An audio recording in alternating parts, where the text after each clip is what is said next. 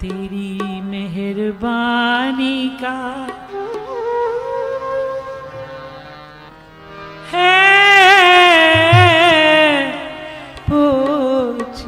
इतना मैं उसको उठाने के काबिल नहीं।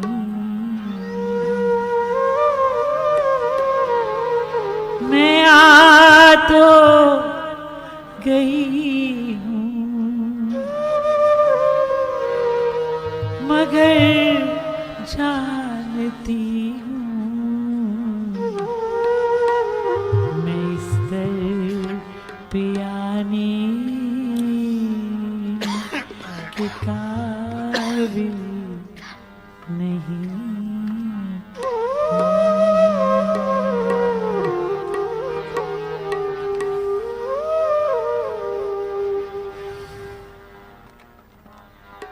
तेरी मेहरबानी का है बोझ इतना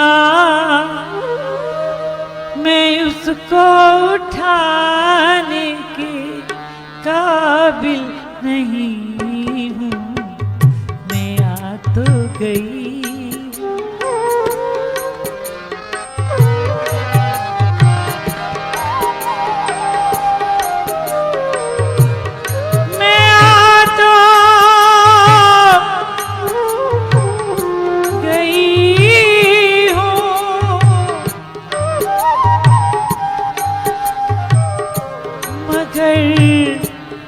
जानती हूँ मैं इस दर पे आने के काबिल नहीं। आगे गाता हो तुम कुल जहाँ के मगर कैसे आऊं मैं झोली फैला के। माना के दाता हो तुम कुल जहाँ के मगर कैसे आऊं मैं झोली फैला के। जो पहले दिया है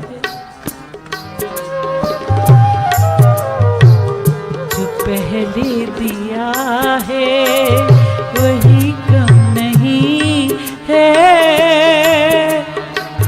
मैं उसको निभाने के काबिल नहीं। तेरी मेहरबानी है बोझ इतना चाहत में तुझको बुलाया। तेरा नाम हरगिज़ ज़बां पर ना आया।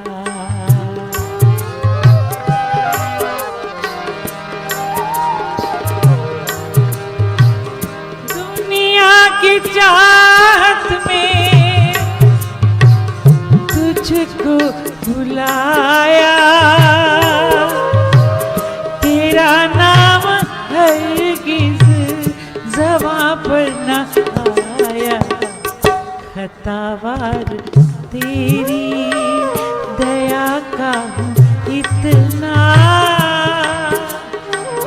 कि मैं मुँह दिखाने के काबिल नहीं। तेरी मेहरबानी का है बोझ इतना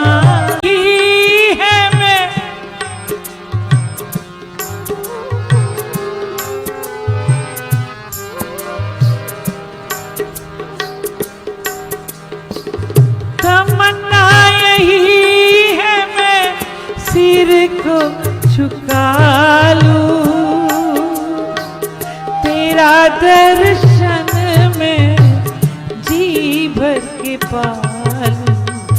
तमन्ना यही सिर को झुका लूं तेरा दर्शन मैं जी भर के पालूं सिवा दिल के टुकड़ों के सिवा दिल के टुकड़ों के है मेरे मालिक मैं कुछ भी चढ़ाने के काबिल नहीं हूँ सिवा दिल के टुकड़ों के है मेरे मालिक मैं कुछ भी चढ़ाने के काबिल नहीं हूँ तेरी मेहरबानी का है बोझ इतना मैं उसको उठाने के काबिल नहीं हूँ मैं आ तो गई हूँ मगर जानती हूँ मैं इस दर पे आने के काबिल नहीं हूँ तेरी मेहरबानी का तेरी मेहरबानी का तेरी मेहरबानी का है कुछ इतना उसको उठाने के काबिल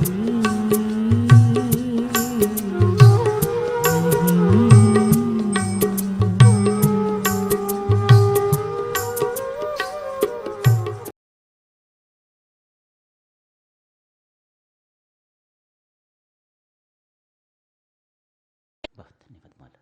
शत शत नमन है मेरी माता और सज्जनों, आप सबके श्री चरणों में मेरा कोटि कोटि प्रणाम स्वीकार कीजिएगा।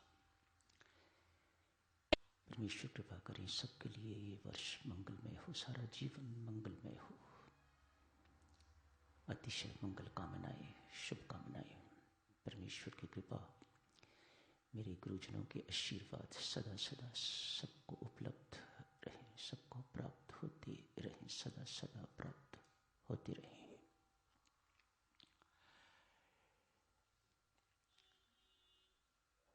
कुछ लोग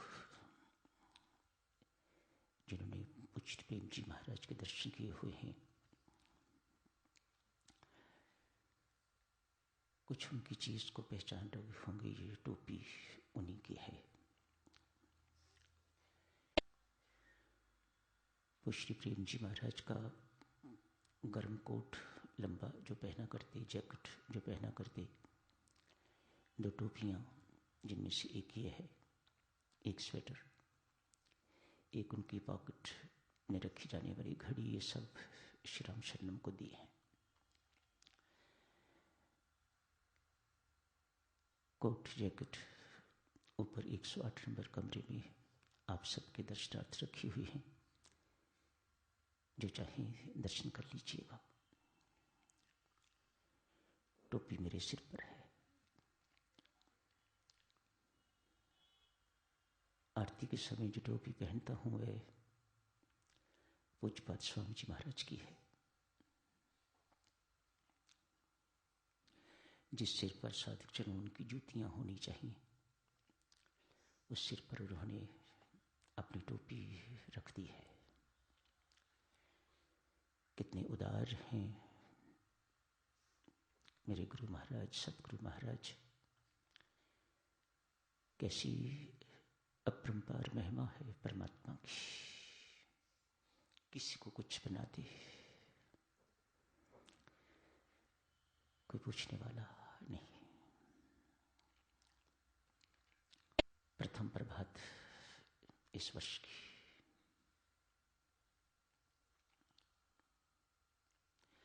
मात्र डेट ही बदली है या हमारा जीवन भी कुछ बदला है। कल 31 थी, आज 1 जनवरी 31 दिसंबर सामान्य आदमी के लिए, सामान्य व्यक्ति के लिए तो ऐसा ही है कि डेट बदल गई है। हम सामान्य तो नहीं हैं, साधक हैं, साधक जनों हम सब। जो साधक होगा वह शिष्य भी होगा। आज थोड़ा शब्द बदलने की आवश्यकता महसूस हो रही है, इसलिए पहले बल दिया करता था अच्छे साधक बनिएगा। आज आप जिससे निवेदन कर रहा हूँ, अच्छे शिष्य के लिए नहीं कह रहा, मात्र इतना ही कह रहा हूँ, शिष्य बनिएगा।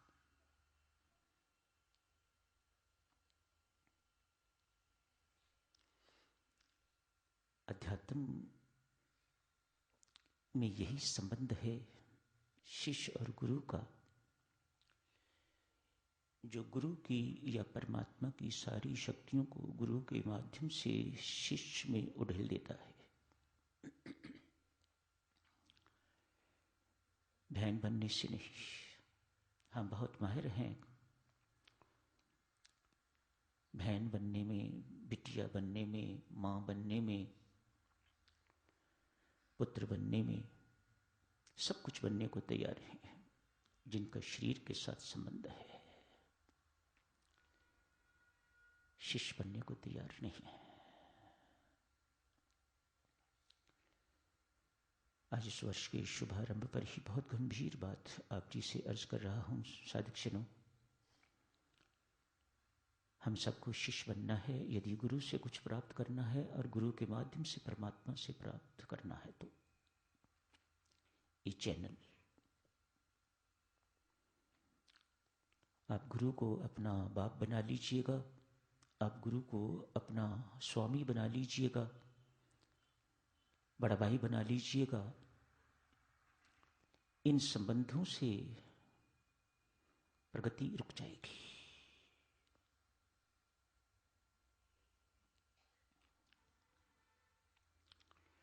शिष्य ही बनना होगा।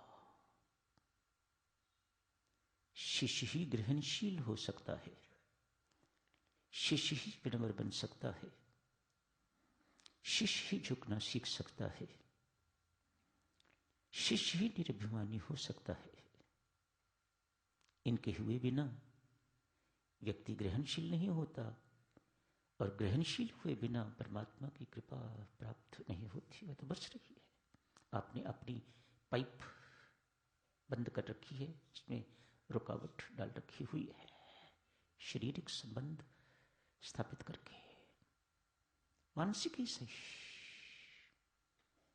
आपकी बिटिया, आपकी पुत्री, आपकी माँ, आपका बाप, आपका बेटा, सब कुछ बनने को तैयार हैं हम।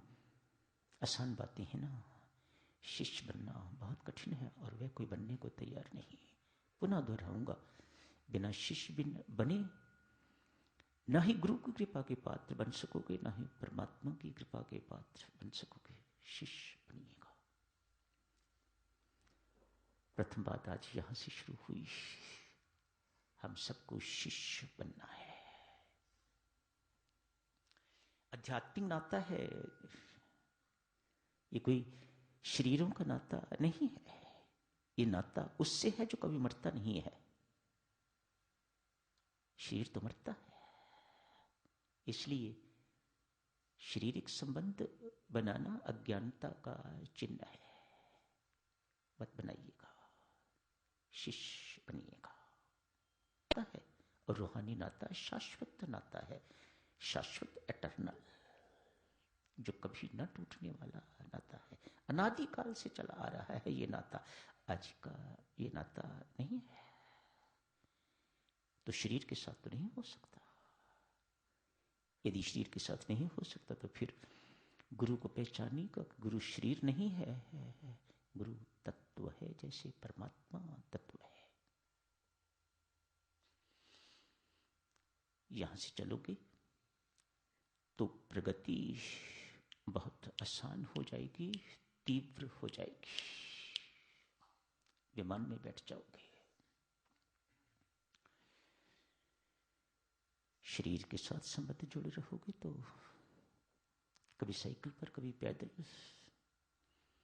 गिरते उठते, गिरते उठते, गिरते उठते जीवन खत्म हो जाएगा, कहीं पहुंच नहीं पाओगे।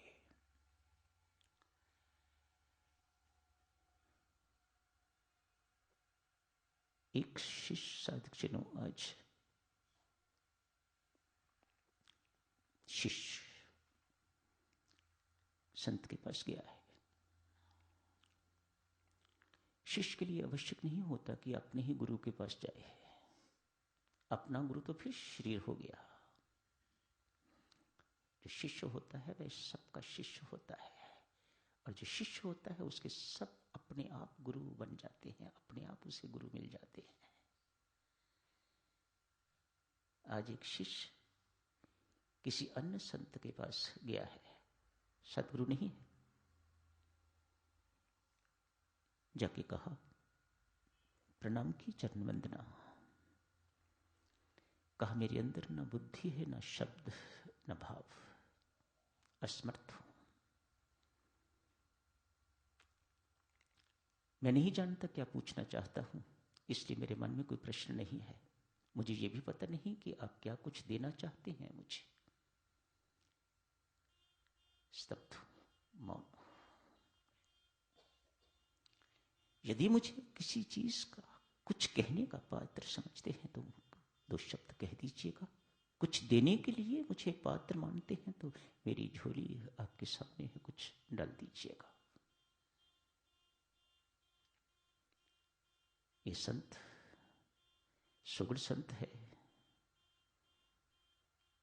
इस शिष्य की बात सुन के तो मुग्ध हो गया है। मेरे पास मांगने को कुछ नहीं, मुझे पता ही नहीं क्या मांगना चाहिए, और मुझे ये भी पता नहीं है कि महाराज धीराज आप मुझे क्या देना चाहते हो।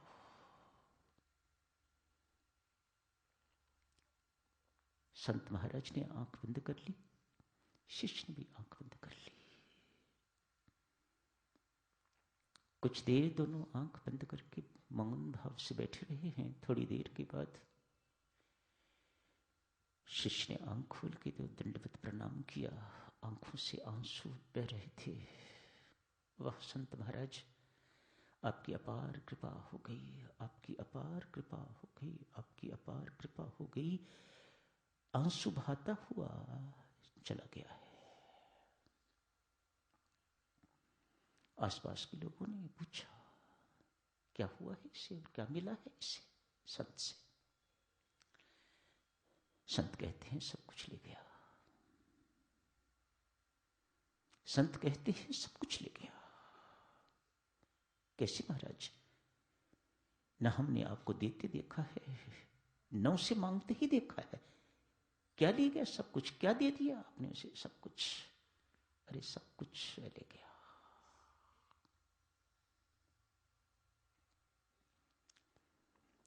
समुचित पात्र था, बिल्कुल तैयार था। तैयार था सो तो कहने की आवश्यकता नहीं। कुछ मैंने अपने मन से कहा, कुछ उसके मन ने ग्रहण कर लिया। दोनों के मन मिलके दो नहीं एक हो गए। सब कुछ ले गया, सब कुछ दे गया। शिष्य बन गया। ये तो साधक जनों लगता है उच्च श्रेणी है शिष्य की, जिसने अपना सर्वस्व समर्पित कर दिया। मन समर्पित हो जाता है तो सर्वस्व समर्पित हो जाता है। गुरु और शिष्य का मन दोनों मिलके तो परमात्मा के मन को खींच लेते हैं। इन दोनों के मनों को मिलने की जरूरत है। दो नहीं होते, 11 नहीं होते, एक हो जाते हैं। उसमें इतनी ताकत आ जाती है कि गुरु को खींच लेते हैं अपने पास।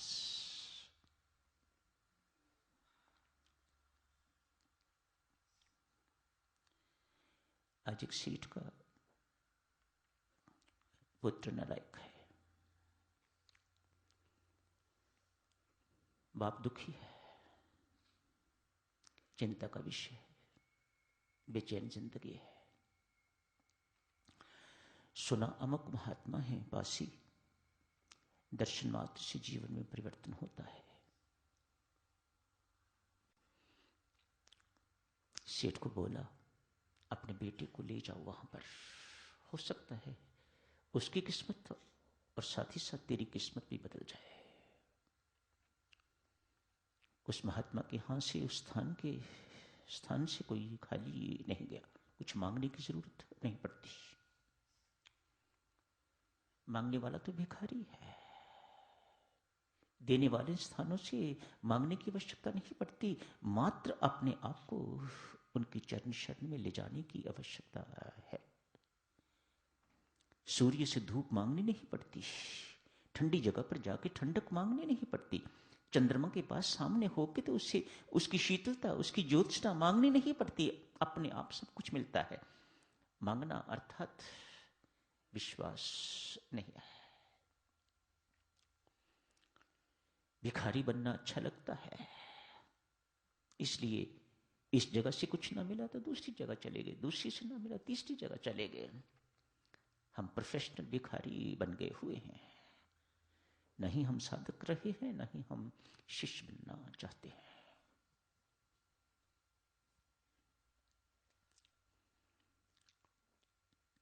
सेठ चले गए, प्रणाम किया।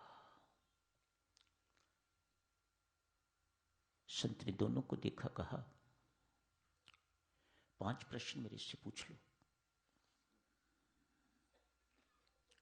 ठीक है महाराज। पहला प्रश्न सेठ पूछता है, महाराज धीराज यदि अवसर मिले परमात्मा से कुछ मांगने का तो क्या मांगना चाहिए? आज हमारे पास भी अवसर है, परमात्मा के दरबार में बैठे हुए, इनसे मांगो, इंसान से नहीं। इंसान के देने से या उससे मांगने से कभी किसका कुछ नहीं बनता। कुछ बनता है तो परमात्मा के देने से मिलता है। तो व्हाई नॉट कॉन्टेक्ट हिम? वो कहां दूर बैठा है, कहां उसे ढूंढने या खोजने, उसे पाने की आवश्यकता है? ये तो भीतर विराजमान है। इतना विश्वास हो तो फिर बात बन जाए। वास्तव में देवी गुरु उसे कहा जाता है जो आपके अंदर ये विश्वास पैदा कर देता है कि आपका परमात्मा आपके भीतर बैठा हुआ है। Please contact him there. वहां फोन घुमाओ अपना।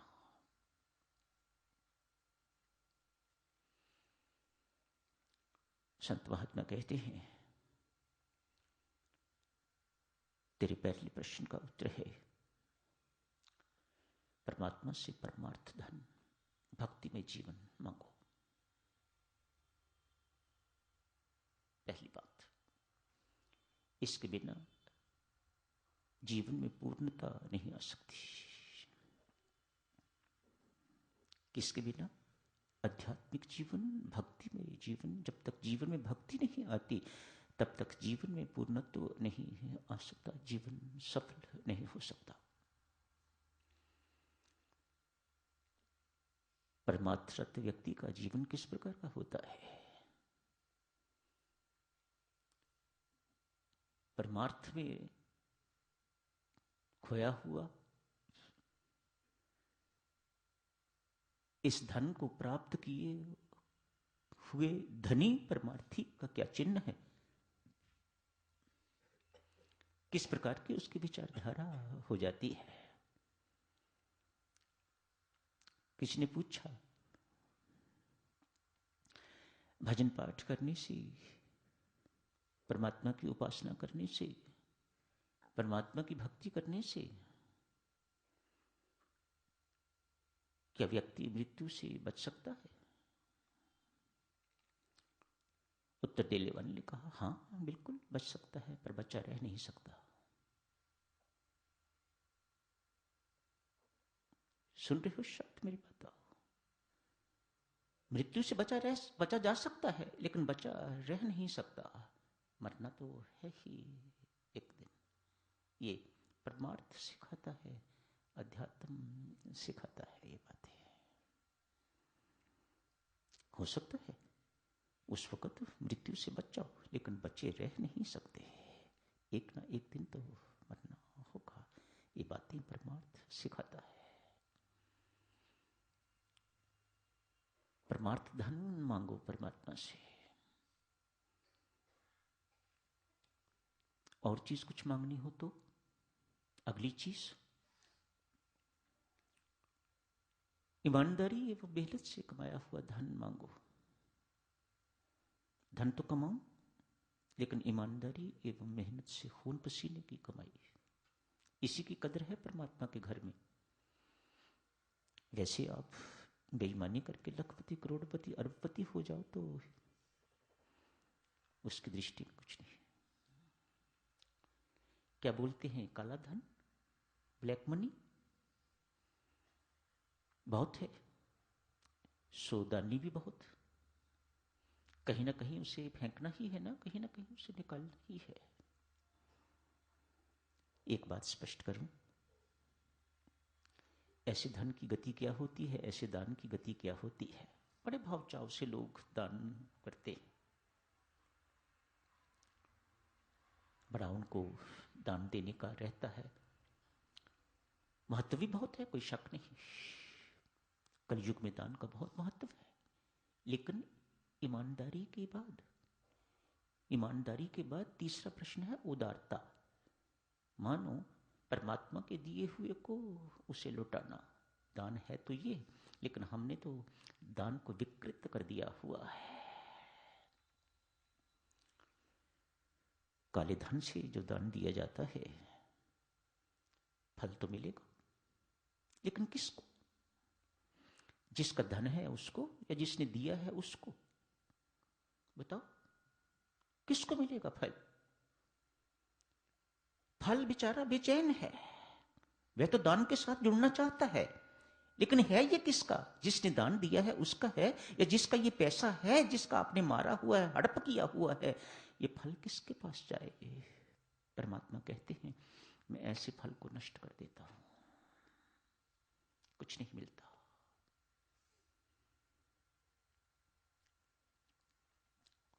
तीन बातें हो गई, परमार्थ, ईमानदारी, मेहनत की कमाई, उदारता। मानो परमात्मा से लेके तो देना सीखिएगा। चौथी चीज कहा, मांगने की जरूरत महसूस करो तो ये मांगना, परमेश्वर मुझे अपने पीछे सन्मार्ग पर चला, कभी कुमार्ग पर मैं ना चलूं। पीछे पीछे परमात्मा को पीछे ना चलाओ। हमें ये चाहिए, हम ये बनना चाहते हैं, हम वह करना चाहते हैं, हमें वो इत्यादि इत्यादि लंबी लंबी सूचियां। जैसे परमात्मा हमारा नौकर, जैसे किसी नौकर को सूची देते हो, जाके बाजार से जाके ये सब्जी खरीद लाना, ये खरीद लाना, वो खरीद लाना, ऐसे ही परमात्मा के आगे हम सूचियां रखते हैं। कोई रोग ना लगे, स्वयं ना लगे, अपनों को ना लगे, इत्यादि इत्यादि लंबी लंबी सूचियां हमने तैयार कर रखी हुई। संत कहते हैं परमात्मा के पीछे चलना सीखो, उसे अपनी मति के अनुसार, तुच्छ छोटी मति के अनुसार चलाना नहीं, कभी नहीं करना। कहा गुरुदेव कुछ एक और बात मांगनी पड़े। वास्तव में ये बात सेठ ने कही नहीं, गुरु महाराज ने स्वयं ही कह दी। यदि इसके बाद भी कुछ मांगने की जरूरत पड़े तो एक बात और मांग लेना, सबके साथ मेरा व्यवहार सद्व्यवहार हो। गुरु महाराज कहते हैं लाला, इन चीजों को पाने के बाद फिर परमात्मा से जिंदगी में कुछ मांगने की जरूरत नहीं पड़ती। पुत्र पास ही बैठा सुन रहा था, जिसके अंदर ये गुण नहीं है, संत कहते हैं जिसके अंदर ये 5 गुण नहीं है, वह तो धरती पर बोझ है। ये बात पुत्र को लग गई है। बिगड़ा हुआ पुत्र जो पास बैठा हुआ है, कहते हैं थोड़ी सी सत्संगति से उसका जीवन भी बदल गया। एक निकम्मे आलसी का, कमजोर का जीवन बदल सकता है साधक जनों, तो हम तो गुरुजनों के शिष्य हैं, हमारा जीवन क्यों नहीं बदल सकता? ये 5 गुण याद रखिएगा, ये हमारे जीवन में साधक जनों उतरने चाहिए। मांगना हो तो परमात्मा से ही मांगो। ये चीजें मांगने वाली हैं। जो हम मांगते हैं वह मांगने योग्य नहीं है। सबकी सब अशांति देने वाली चीजें, दुख देने वाली चीजें हम मांगते हैं। अंतिम शब्द कहता हुआ साधक जनों समाप्त करने की इजाजत मांगूंगा। कैसी मार्मिक बातें संतों महात्माओं ने कही हैं, हम सुनते जरूर हैं लेकिन पल्ले नहीं बांधते। रामकृष्ण परमहंस से किसी ने पूछ दिया, ठाकुर ये मोह ममता अहंकार किसी के मरते तो है नहीं। ठाकुर देख के, मुख देख के कहते हैं, हाँ तुम ठीक कहते हो। मोह ममता अहंकार ये किसी के मरते तो है नहीं। ठाकुर कहते हैं तुम मारना ही क्यों चाहते हो इन्हें? क्यों मारना चाहते हो? क्या बिगाड़ा है इन्होंने? अरे बंधु, इनकी दिशा बदलने की आवश्यकता है, बस। संसार से जोड़ोगे तो सदा दुख देते रहेंगे, परमात्मा से जोड़ दोगे इन्हें तो परमानंद की प्राप्ति होगी, परमात्मा की प्राप्ति होगी। अति शुभकामनाएं मेरी माता। मैंने शुभकामनाएं आप सबको दी हैं, इससे अधिक मेरे पास देने को कुछ नहीं। आपके पास तो आशीर्वाद हैं देने के लिए, मेरे पास तो वो भी नहीं। देवियों सज्जनों, सारा जीवन परमेश्वर कृपा करे मंगलमय हो, मंगलमय हो, मंगलमय हो। जो साधक बाहर से पधारे हैं, मैं उन सबका हृदय से धन्यवाद करता हूँ। बड़ी मेहरबानी है उन सबकी, इतनी दूर दूर से वे चल के यहाँ आए। उनके स्नेह की भूरी भूरी प्रशंसा करता हूँ। सब मेरा कोटिशय प्रणाम स्वीकार कीजिएगा। धन्यवाद। सर्वशक्तिमते